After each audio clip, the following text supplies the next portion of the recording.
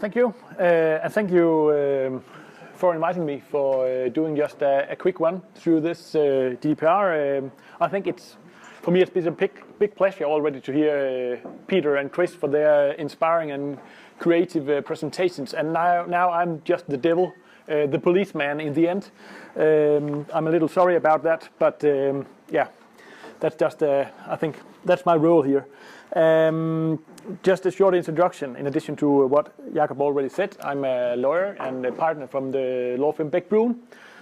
We are 300 lawyers, and just to give you an idea of the GDPR is a quite big issue. Still, it is a big issue. Is that we are 18 lawyers focusing on GDPR. It's quite a lot to compare with just 6 years ago. We were only one person. So, I mean, this is a big thing. Also, I need to apologize for my English skills. They are nothing compared to both Peter and, of course, Chris.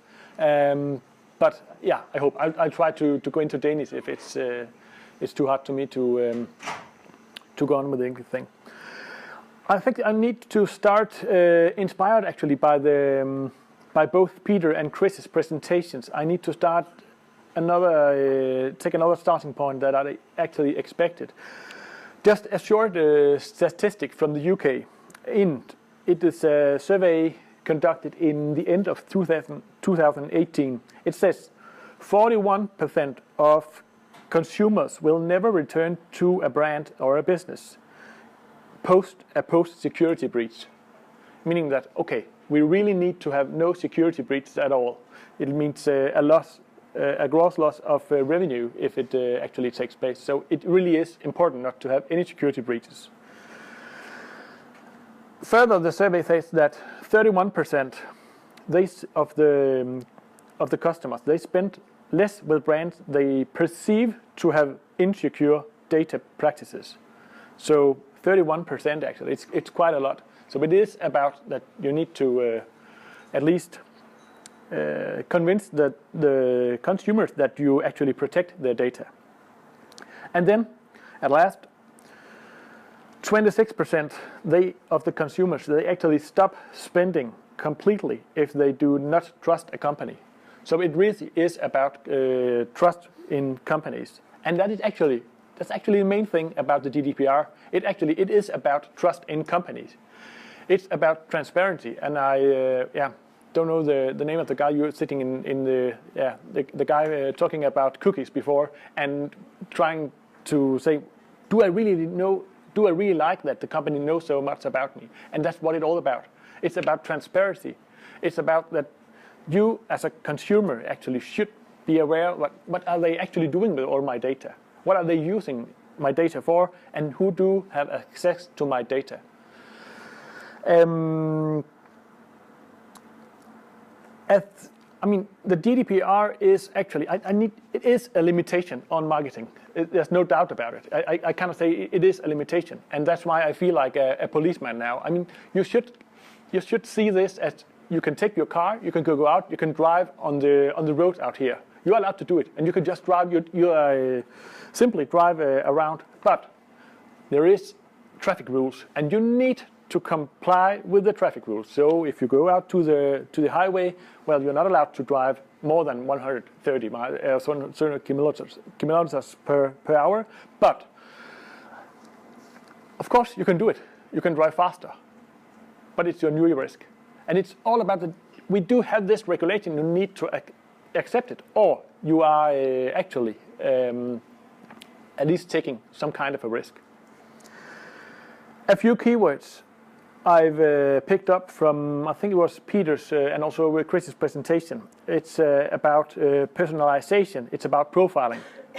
It's about sharing data. It's about having this seamless customer experience. It's about servicing actually the customer to provide the best customer experience. And I think all these are actually think that you can actually do also comply with the GDPR, but GDPR just makes it a little more difficult, or quite more difficult actually. But of course you can do it. You can do all what you actually want to do, you can do it. But it's just a little annoying, this GDPR, because it makes it a little more difficult to do it. And also, one thing I need to touch upon later is that be aware that as you as a marketing people, or you as a company persons, what you think is servicing the customer is actually seen from the perspective from the Danish consumer ombudsman. It's not servicing anything. It would just say, well, this is marketing. You're not allowed to do any marketing except you have a consent, a prior consent from the one you are marketing. Be aware of that. It really is very. The Danish consumer ombudsman has a very narrow idea of what is serving the customer actually. Again, you can serve the customer all that you want, but you just need to have the prior consent. Yeah. Yeah. Because often we're talking about B2C. Yeah. But for example, as a company, you get millions of approaches by phone or by email, or even on LinkedIn, sending. Yeah. Our company can do this and this. Yeah. And if you start communicating with these people, because I guess they're not even allowed to contact you with. No, not without a prior consent. B2B, actually, no, not even in B2B. Does it have anything to do with this? Yeah, it is actually. All this both covers B2B and B2C actually. So yeah, the only difference from a marketing perspective is that if you are a consumer, you're not allowed as a company to call them by phone. If you're B2B, I'm allowed to call you and say, Rasmus, why don't you use me as a lawyer? But I cannot do it. Not in writing. Yeah. Also, one thing to remember, I think it's all about information. It's also about maybe anonymization. I know that it really does not compare good to the personalization thing, but for statistics purpose, you might consider to anonymize data instead of just delete data. So there will also be a way to comply. And then I need to say, when should you think about GDPR? And that's also further to the question from you. You should think GDPR just if you have an email address, just a simple telephone number. And even if the telephone number is public on the internet, you should think about GDPR. A person name, cookies on the your behavior on the internet. It's also again about identifying a physical person, and it's about GDPR. So I need to say it's all over the place actually. And also I need to say that as a lawyer, and seen from a lawyer perspective, the easiest way for me, or the easiest advice to give, is always to say just no. You can ask me, are we allowed to do that? And the easiest way for me would just be say, no, you're not allowed because of the GDPR. You're not allowed to that. But the creative advice and what really you need to be some quite of experience is how to work around it. And there's no easy way to work around it. But sometimes what is your purpose and what you like to achieve, you might be able to do it if we just, seen from a legal perspective, just change a little bit on the assumptions. And I just to say there is a way through this GDPR. It is annoying, it is frustrating, but there is a way around it. I think that I just need to start saying on what has actually, we have heard such a lot about GDPR, and I know that you are probably already just tired when you just say the word GDPR, but this is actually where we are today, nearly 1 year after it came into effect. In Denmark, we have the Danish Data Protection Agency has they've recommended a fine. And I think recommended because it's actually formally seen. It's the police who will then issue the fine. But a fine 1.2 million Danish kroners, and actually because they deleted some telephone numbers on customers too late. Instead of delete after 2 years, they deleted after 5 years. Taxa, they said, well, we need to do that to develop our business, and we need it for our business. And the data protection just said, well, developing business and servicing customers. Well, I mean, if you don't comply with the GDPR, we are sorry, but that's a fine.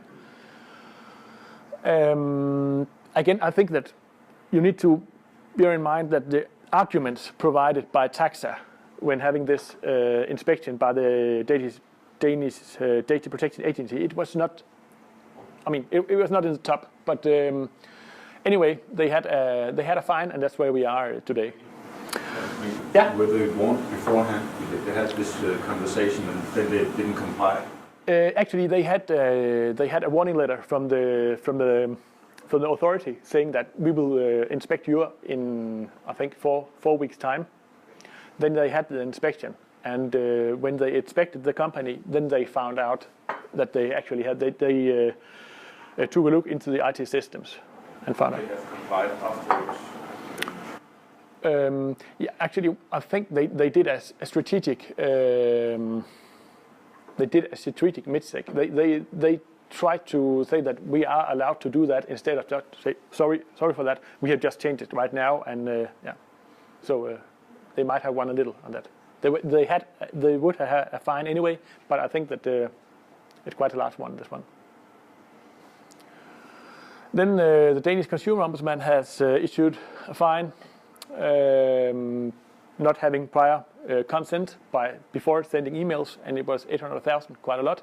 In France, Google was fined euro 50 million, really a lot, because of the lack of transparency, and it is a lack of transparency from Google, and it's a problem for Google, no doubt about that. The same for Facebook, of course, and all social media actually.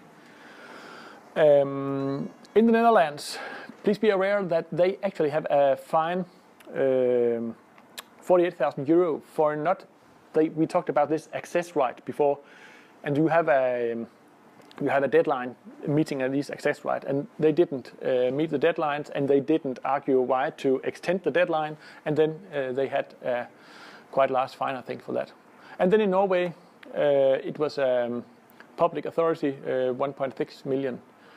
Norway, and I really think these are the actual status on the practice based on or fines based on the GDPR and also the marketing law. There are a few in the pipeline. I know. So let's see. Yeah. Two things. Norway, is that the exact same law? Is there not part of the EU? Yeah. Good question. Actually, they have just applied the same just exact as the GDPR. Actually. Saying, is there any difference between a personal phone number and a business phone number or email? If the phone number for a company is for you might say the general number then it would not be like this. It's identifying any person. But if you call me and you have my direct number, then it would be a personal data. Yeah. Same thing for the email. Same thing for the email, but if you send an email to, let's say, an info@bech-bruun.com, then actually it would not be a personal information, but you would not be allowed to send an email to that email address unless you have an accept from bech-bruun that you are allowed to send to that email address. If you approach us for marketing purposes, yeah. Just relating to that fine in Holland. Yeah. These days with shitstorms and the likes, right? If there's a shitstorm towards a company, and a lot of people decide, we'll just call that company saying, I need all my data now. Yeah. And they say, you can. I mean, there must be some. They are. If you are really overloaded, you have a right to extend the deadline, or you might say that we have such really a huge amount of that. You are allowed to postpone it, but you need to inform why you postpone, and also. But there's no way out of giving that insight. No, unless it's. I don't know what's in English. If de bliver chikanøst. Hvis de bliver chikanøst. Altså hvis det er nogen, der bare bliver ved med en eller anden psykopat, lige vil sige, der bare bliver ved. Take Danske Bank and little thing south of the border, right? Yeah. All these people around, they just said, okay, let's get after them. Everyone call them in or email them and said, I need every information you have about them. Yeah. Then they claim, they just do it because we get some bad press, or they still have to apply. Or They always have to apply with that. But if you are really huge overloaded, you may have more time. And if you Don't you expect that to be a case, a new way to do a shitstorm towards? Yeah, absolutely. I've seen it personally. And one of the companies I'm advising, they had, I mean, a shitstorm is a big word, but they have, let's say, 40. I think it was about 45 of these access rights requests within, I think, was 2 days, and it was really, I mean, it doesn't sound like a lot, 45, but it really put a hard pressure on the organization, really. And another case was from the UK. Also, a Danish company has a daughter company in the UK, and they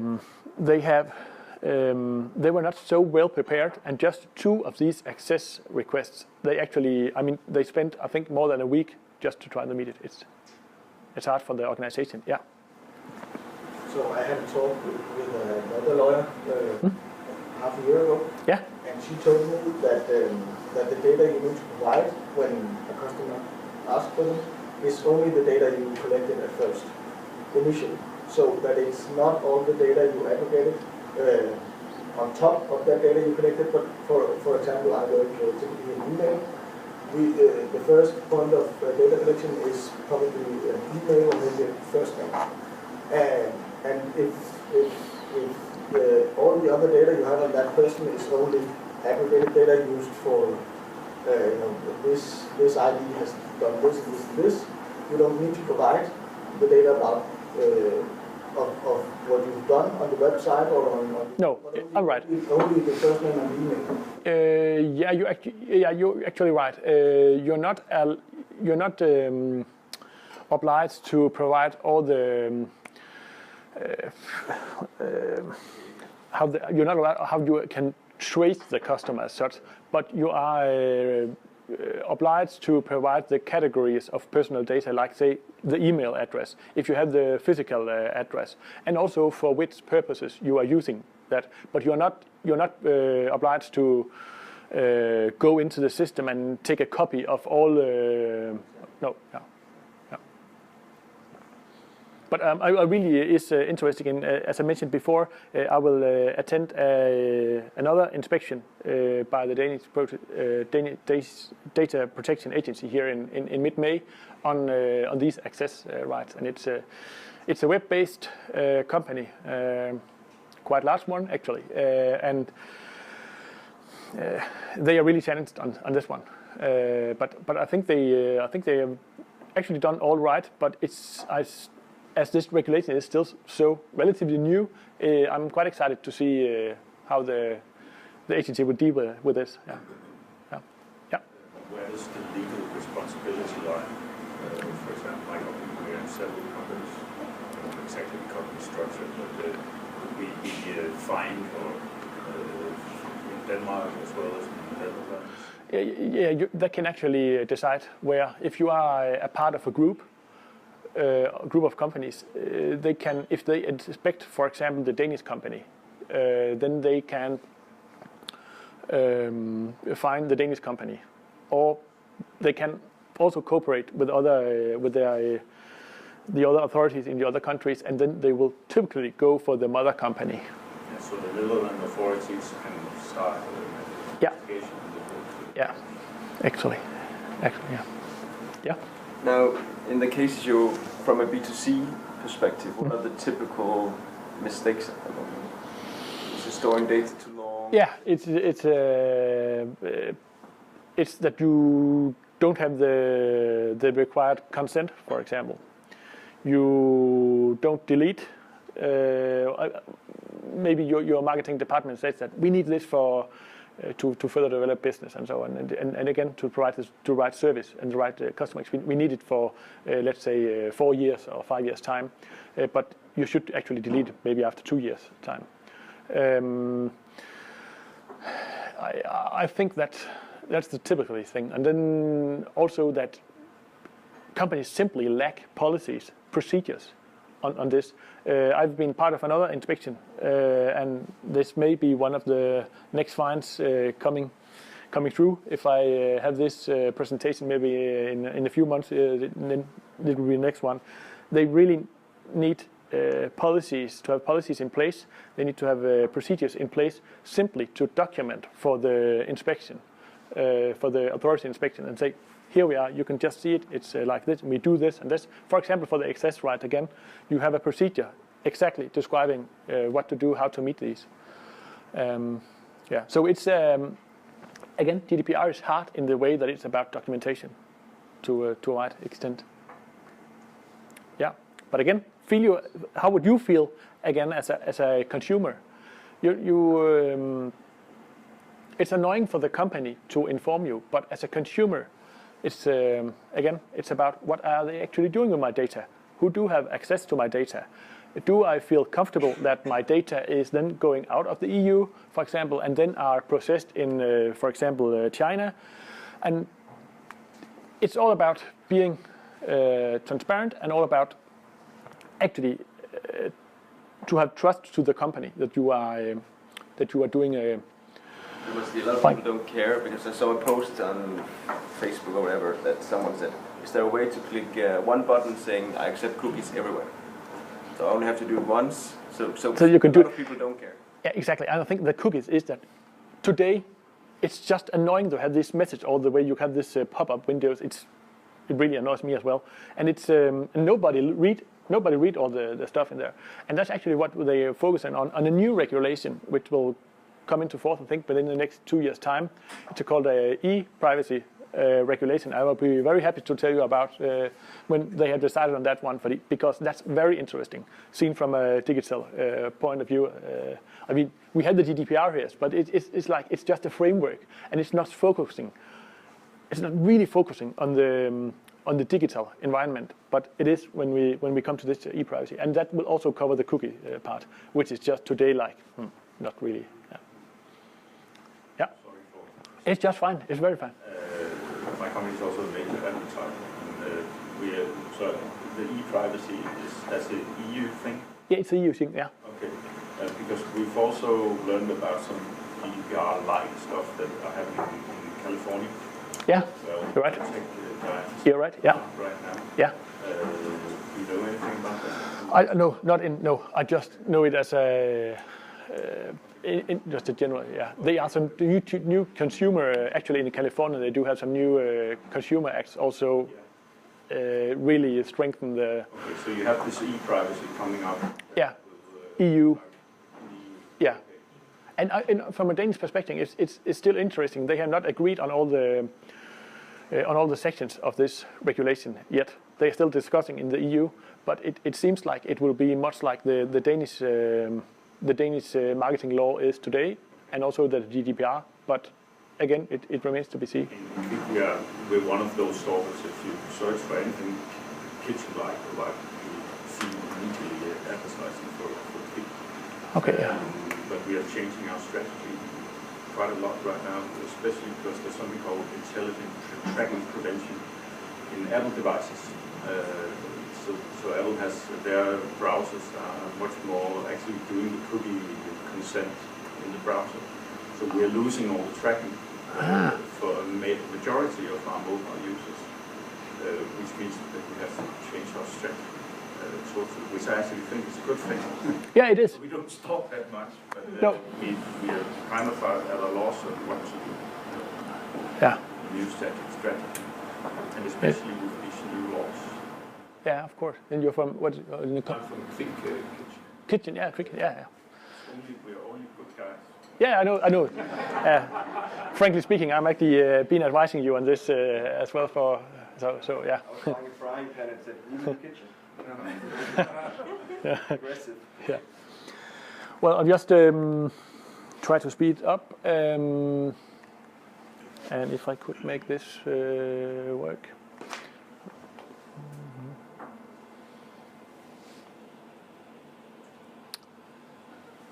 I think I will just run very quickly through this one, as Jakob is just beside me. I may have said from this point up here, this is about, actually, the GDPR is about this consumer trust, and another survey actually has shown that as a consumer, you are actually willing to pay more if you are trusting the company that you are when doing business on the web or doing business online, you're actually willing to pay more simply because you trust the company. I know that the next one is a bit different, but also seen from an employee point of view, it simply is about being, in Danish, at man simpelthen er ordentlig.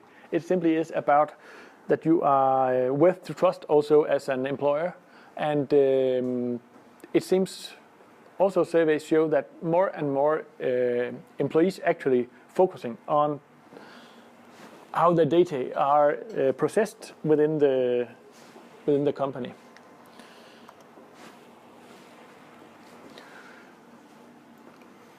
Also remember that you should not be that strict on the permissions. If you are collecting permissions, please be aware of the new stuff of law from a new guidance from the Danish Consumer Ombudsman, which is actually giving you a little more potential for having some broader permissions.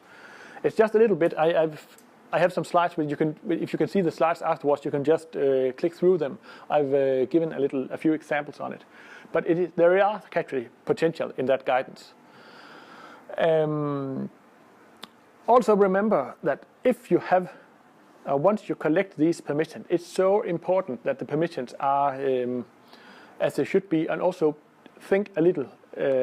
Try to think also a little, maybe 1 or 2 years ahead. What would you actually use this data for? And if you're able to do that, you will have a permission. You just need to collect it one time, and then you will have the required legal basis to do actually what you want to do with the data. But I know that innovation and creativity and technical development will actually make it quite a difficult task. But anyway, make them broad. Yeah, I just, how much do I have? 1 more minute? 1 minute, yeah. Just to say one thing, I just need to, because I have so many questions about that. For example, in relation to sending out newsletters and emails, please be aware that what you think is service for the customers, I have said it once, but I need to say it again because it really is a big issue. What you think is service for the customer, it actually is, from the perspective of the Danish Consumer Ombudsman, it actually is marketing, and that requires prior consent. Again, I have a few more slides, but I won't spend more of your time here. Once you have the presentations, you can just click through, and I tried to, sorry again, from a lawyer, all this text up here, but I tried to list, and you can see with the red that what you need consent for. I tried to make it easy, but I know it's not that, yeah, it's not as it should be with all these figures, but it's a lot of text, sorry for that, but yeah, try to do some guidance here, yeah? Okay, another question. So if I have a customer that's bought a kitchen from us, and I afterwards encourage them to rate our service, our products, on some kind of review site, that's okay? Yeah. Active consent? Yeah. It goes to my GDPR responsibility. It may be, yeah, and she or he will maybe go to me. I think yeah, you are actually allowed to. Unless the specific customer said that we won't receive that one. How about if I collect that data in a third party, because that's what we do. We have a third party system that we of course have a data agreement with. Yeah. But it's the loyalty score, that's what we base it on. So if they are satisfied with the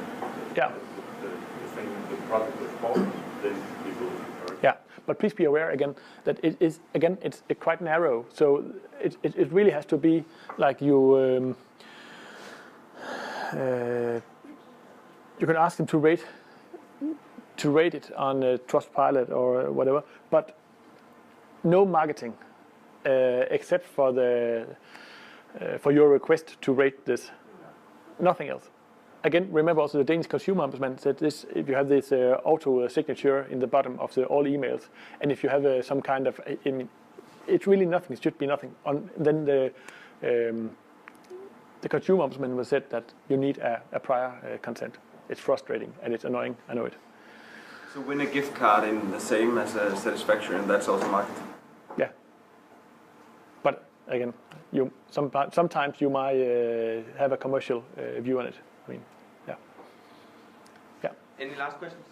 Yeah, regarding your slide, I just wonder, because it says it demands consent from the consumer if you have to follow up on a product, or if you have this abandoned basket. Yeah.